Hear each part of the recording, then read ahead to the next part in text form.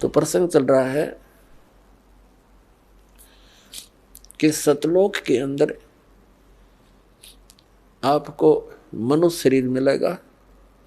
वहाँ 3 पोर्शन है सतलोक के। जैसे अपनी कैपिटल है, राजधानी है दिल्ली, और दिल्ली एक स्टेट भी है। तो दिल्ली का जो बाह्य दिल्ली है, ग्रामीण क्षेत्र है जो, वो तो समझो बाहर की दिल्ली। फिर बीच का बाजार आ गया, और फिर प्रधानमंत्री यानी अपना सेक्रेटरीट जो राजधानी स्थल है। ऐसे ही वहाँ का विभाजन है। तो बाह्य जो क्षेत्र है कति बाहर के साइड का सतलोक का, उसमें बाग बगीचे, फल, झरने, नदियां बह रही है। उसके नेक्स्ट जो सेकंड पोर्शन है, उसके अंदर पूरे आपके बहुत सुंदर सुंदर महल बने हुए जो खाली पड़े हैं, जहां से आप आए हो छोड़कर।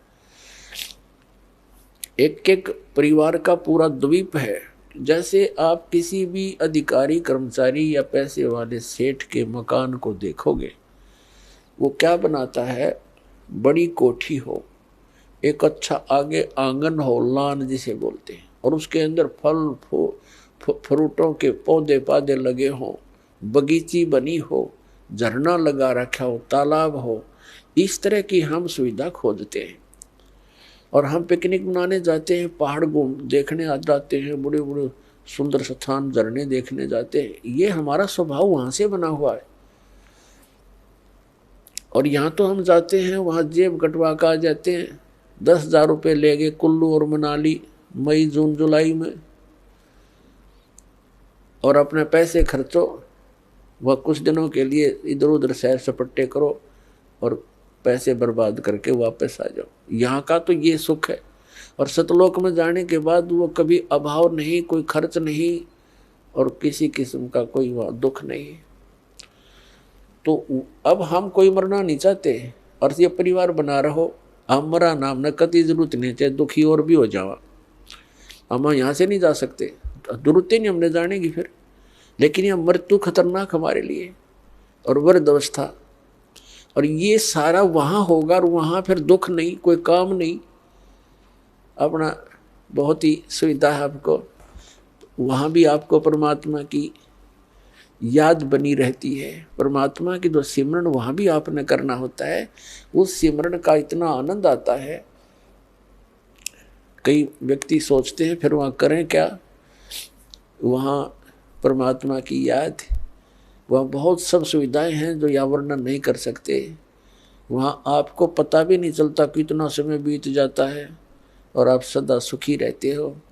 कोई राग द्वेष नहीं, कोई ऐसी चीज का अभाव नहीं जिससे राग द्वेष बने। कोई ऊंचा बड़ा नहीं, छोटा बड़ा नहीं, वहाँ पर सबको एक जैसी सुविधा। तो ये सतलोक के अंदर सभी सुविधाएं हैं, और वहाँ पूर्ण मोक्ष है वो प्राणी, कोई प्रतिबंध नहीं। क्योंकि जितने भी यहाँ कानून बनाए जाते हैं निकम्मे आदमियों के लिए बनते हैं। जो नागरिक अच्छे होते हैं वो तो वैसे ही अपना सद्भावना से रहते हैं, वो कोई अपराध करते नहीं। तो वहाँ सभी नागरिक सही हैं, उनका कोई द्वेष नहीं, राग नहीं। क्योंकि यहाँ से वही प्राणी जाएगा जिसका नेचर सुधर जाएगा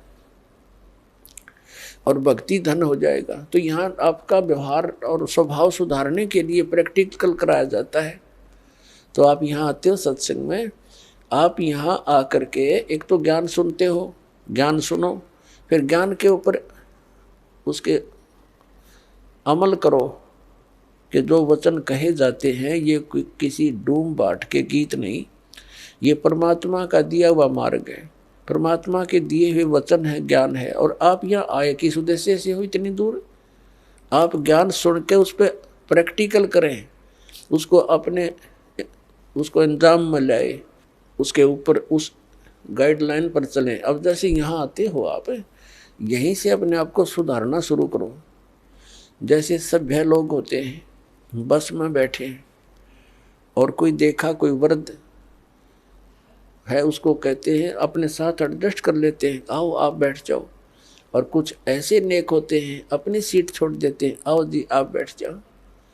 तो पुछले पुण्य कर्मी प्राणी है वो, ऐसे स्वभाव जिनका बना हुआ है। अरे किन्हों का क्यों खड़ा रहे, तो वो कैसा व्यक्ति है? तो ऐसे ही आपने ये एडजस्टमेंट, ये प्रैक्टिकल यहाँ करना है। किसी चीज़ की कोई अभाव हो भी जाए तो उसमें ज़्यादा व्याकुल नहीं हो, अपने आप को एडजस्ट करना सीखे, एक दूसरे को अपने साथ सेट करके अपना टाइम ऐसा बढ़िया बिताओ। 3-4 दिन यहाँ रहो इतने, तो इसी प्रकार हम यहाँ उन्हीं को वहाँ जाएगा जिसका स्वभाव भी बदलेगा और आपका अंदर अभिमान कम हो जाएगा। अभिमानी प्राणी वहाँ नहीं जा सकता, तो यहाँ से आपको बिल्कुल सुधार के और भक्ति से परिपूर्ण करके तो वहाँ भेजा जाएगा।